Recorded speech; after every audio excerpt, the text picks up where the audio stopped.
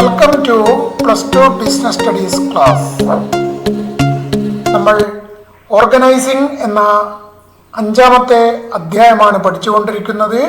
ഇതുവരെ ആയിട്ട് നമ്മൾ മനസ്സിലാക്കിയിരിക്കുന്നത് ഓർഗനൈസിങ്ങിൻ്റെ meaning, definition, steps and importance of organising, organisation structure, types of organisation structures, functional organizations and divisional organizations, formal and informal organizations, രണ്ടും തമ്മിലുള്ള വ്യത്യാസങ്ങൾ നമ്മൾ പഠിച്ചു കഴിഞ്ഞു.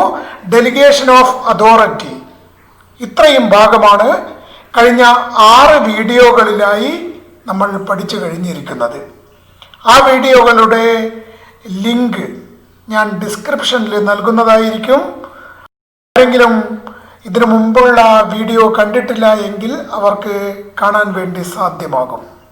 ഇത് ഓർഗനൈസിംഗ് എന്ന 5-ാമത്തെ അധ്യായത്തിലെ 7-ാമത്തെ വീഡിയോ ആണ്. ഇന്ന് നമ്മൾ പഠിക്കാൻ പോകുന്നത് ഡീസെൻട്രലൈസേഷൻ അഥവാ വികേന്ദ്രീകരണം. എന്താണ് സെൻട്രലൈസേഷൻ എന്ന് പറഞ്ഞാൽ? സെൻട്രലൈസേഷൻ എന്ന് പറഞ്ഞാൽ എന്താണ്? An organization is centralized when decision-making authority is retained by higher management levels, whereas it is decentralized when such authority is delegated to lower levels of management. തീരുമാനങ്ങൾ എടുക്കുന്ന അധികാരം മേൽത്തല മാനേജ്മെന്റിൽ കേന്ദ്രീകരിക്കപ്പെടുകയാണെങ്കിൽ അതിനെയാണ് കേന്ദ്രീകരണം എന്ന് പറയുന്നത്. അത്തരം അധികാരം താഴ്ന്ന തലങ്ങളിലേക്കും സംക്രമിപ്പിക്കുകയാണെങ്കിൽ അതിനെയാണ് വികേന്ദ്രീകരണം എന്ന് പറയുന്നത്. അപ്പോൾ ഇന്ന് നമ്മൾ പഠിക്കാൻ പോകുന്നത് ഡീസെൻട്രലൈസേഷനെ പറ്റിയാണ്. വികേന്ദ്രീകരണം അഥവാ decentralisation. Decentralization refers to a systematic dispersal of authority to the lower levels of the organization. വളരെ ക്രമപ്രകാരം മാനേജ്മെന്റിന്റെ ഉന്നത തലങ്ങളിൽ നിന്ന് അധികാരം മറ്റ് തലങ്ങളിലേക്ക് വ്യാപിപ്പിക്കുന്ന ഒരു പ്രക്രിയ ആണ് വികേന്ദ്രീകരണം അഥവാ ഡീസെൻട്രലൈസേഷൻ എന്ന് പറയുന്നത്. In short, it is the dispersal of the decision-making authority throughout the organization.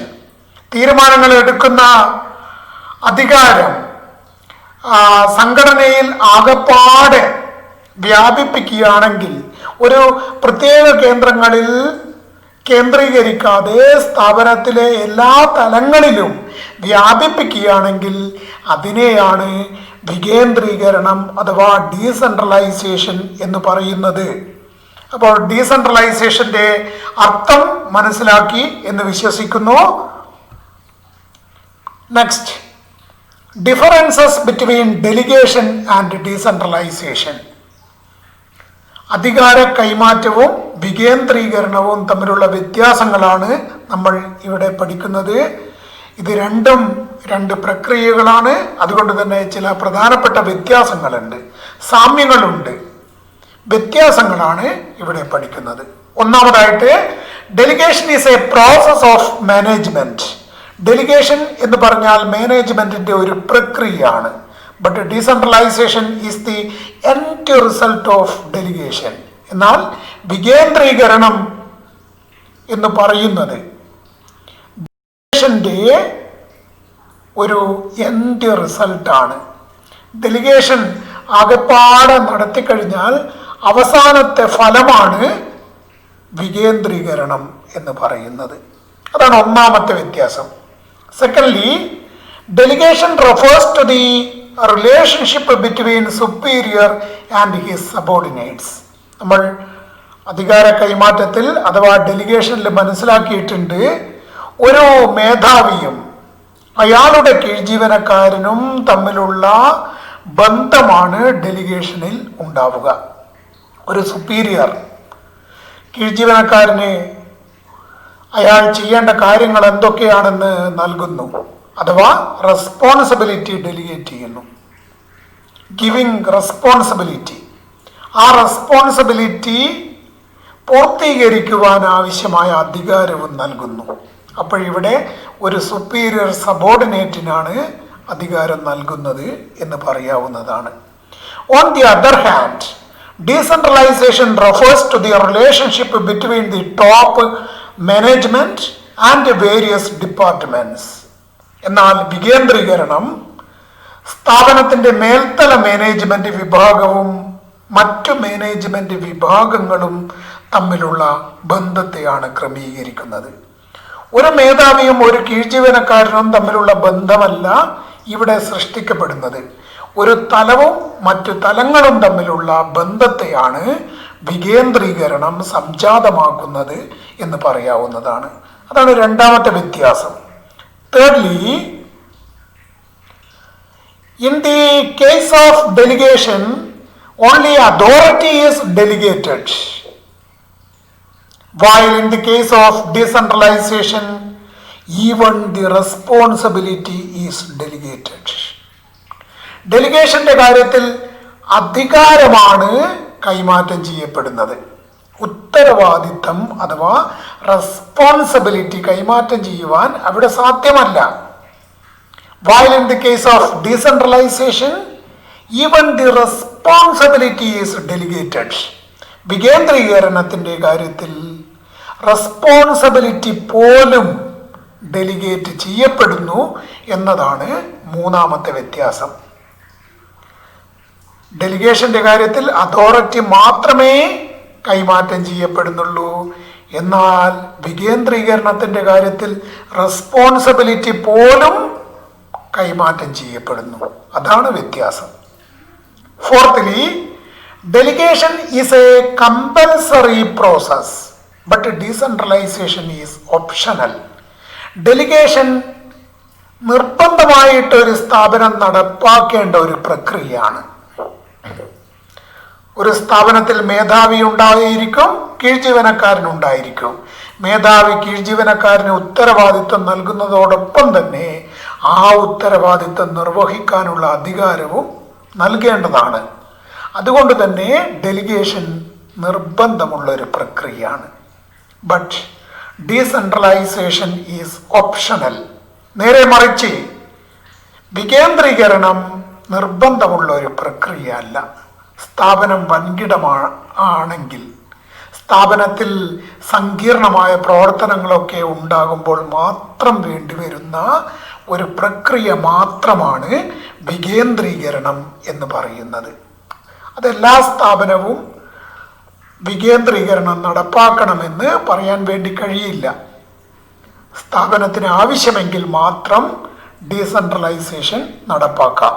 ഇത് നിർബന്ധമുള്ള ഒരു പ്രക്രിയ അല്ല. എന്നാൽ ഡെലിഗേഷൻ നിർബന്ധമുള്ള ഒരു പ്രക്രിയയാണ്. അതാണ് നാലാമത്തെ വ്യത്യാസം.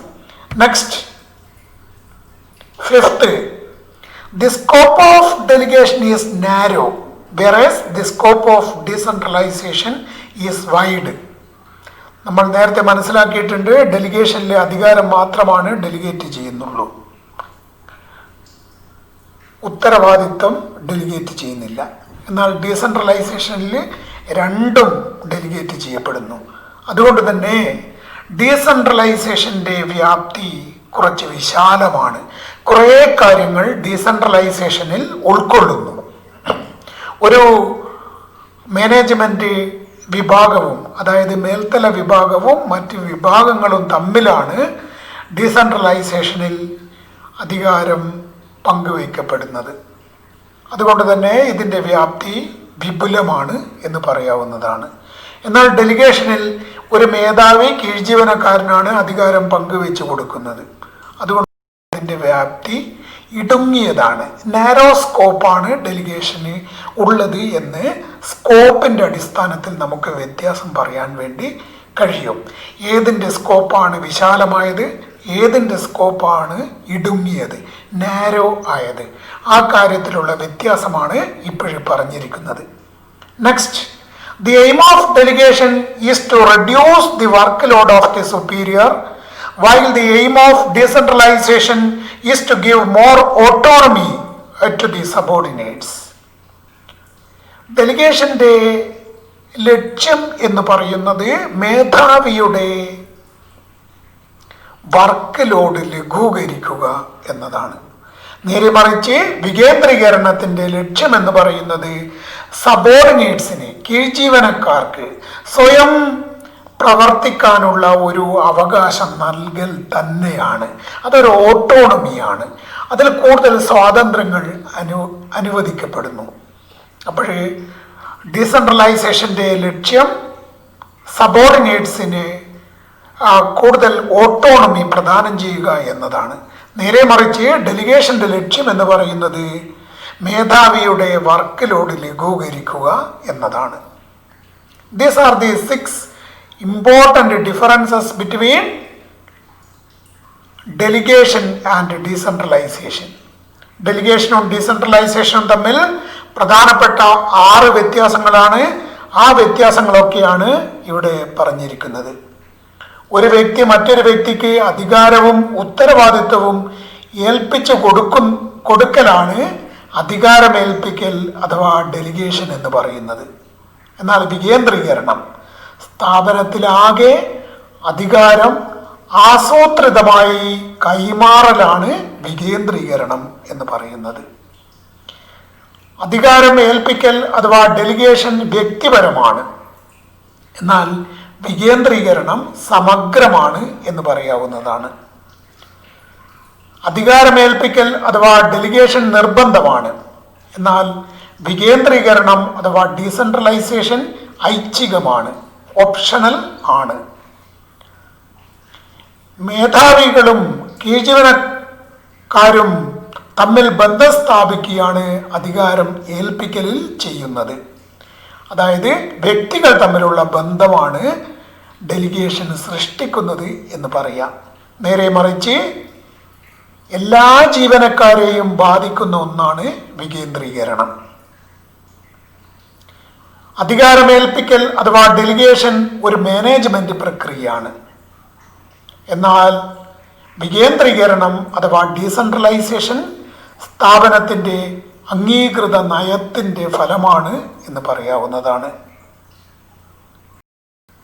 അപ്പോൾ വ്യത്യാസം മനസ്സിലാക്കിയെന്ന് വിശ്വസിക്കുന്നു. ഇന്നത്തെ വീഡിയോ ഇഷ്ടപ്പെട്ടു കഴിഞ്ഞാൽ ലൈക്ക് ചെയ്യുക, അതേപോലെ കമൻറ്റ് ചെയ്യുക.